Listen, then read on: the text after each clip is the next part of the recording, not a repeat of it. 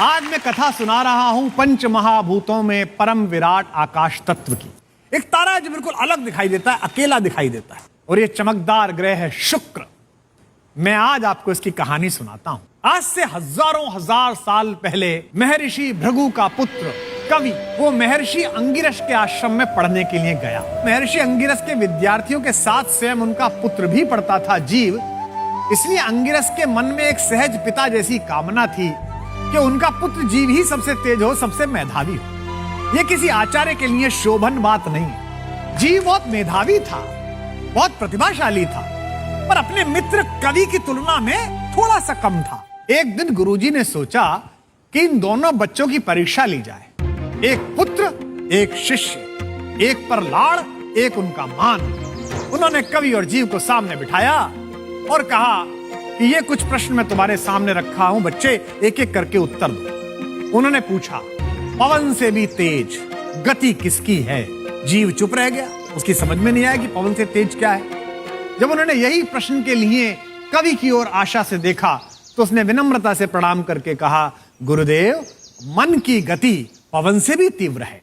उत्तर बहुत अच्छा था, गुरुजी प्रसन्न हुए, लेकिन मन में एक क्षोभ रह गया कि मेरे बेटे को नहीं पता था।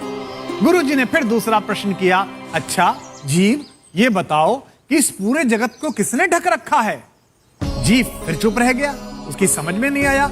गुरुजी ने निराश होकर कवि की तरफ देखा तो आशा से भरे हुए कवि ने तपाक से उत्तर दिया, गुरुदेव, इस जगत को अज्ञान ने ढक रखा है। उत्तर एकदम सही था।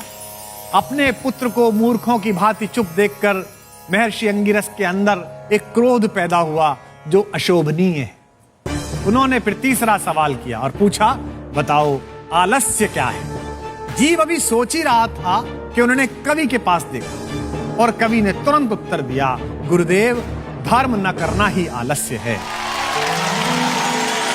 उत्तर बहुत अच्छा था कवि का, और ये कवि ही कह सकता है। लेकिन गुरुजी बहुत दुखी हुए।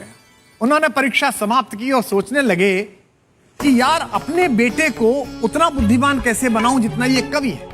तो उन्होंने कोई सात्विक युक्ति निकालने की बजाय एक तामसिक युक्ति निकाली जो आचार्यों को शोभा नहीं देती। वो अपने पुत्र को अलग से पढ़ाने लगे, तब भी जीव उतना मेधावी ना बन पाया।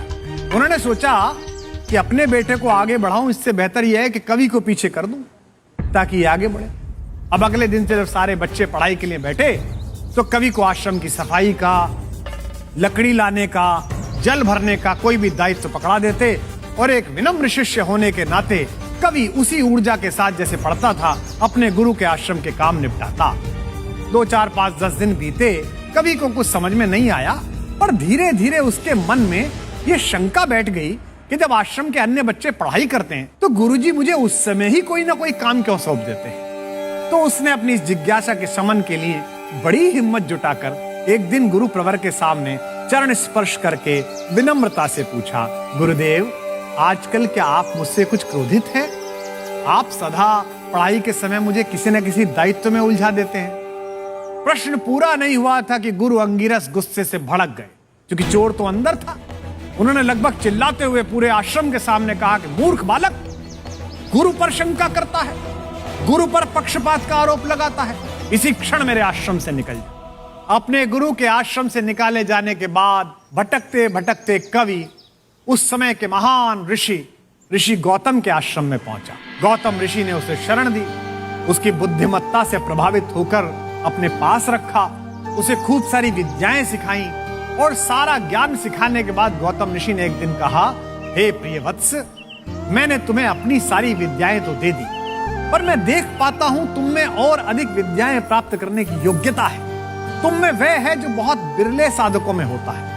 इसलिए अब तुम विद्याओं के आदिदेव, कला के आदिदेव भगवान शिव की तपस्या करो। अब इस पृथ्वी पर तो कोई आचार्य बचा नहीं, शंकर ही तुम्हें कुछ विद्या दे सकते हैं। कवि ने इसे आशीर्वाद समझकर भगवान शिव की तपस्या प्रारंभ की। कई वर्षों की विकट साधना के बाद रुद्र प्रकट हुए और महादेव ने कवि को एक ऐसी महत्वपूर्ण विद्या सिखाई जो दुनिया में किसी के पास नहीं थी। उसका नाम था मृत संजीवनी विद्या। मृत संजीवनी एक ऐसी विद्या है जिसके द्वारा मरे हुए व्यक्ति को भी जीवित किया जा सकता है। जब कवि को यह विद्या प्राप्त हुई तब तक वो असुरों का गुरु बन चुका था। कितना मुश्किल काम। अब जैसे ही असुरों ने हर ओर आतंक मचाना शुरू किया, क्योंकि उनको पता था कि उनका गुरु तो जिंदा कर देता है, मरे हुए ले जाओ जिंदा कर देता है, असुरों ने देवताओं को पराजित करके तीनों लोकों पर अधिकार कर लिया। अब बेचारे देवता भागकर कैलाश पर्वत पहुंचे, वहां रहने लगे। फिर एक दिन एक असुर ने सोचा कि कैलाश ही क्यों बचे। ऐसे में भगवान शिव ने एक युक्ति निकाली। उन्होंने अपना आकार बढ़ाना शुरू किया और कवि को ही उठाकर निगल लिया।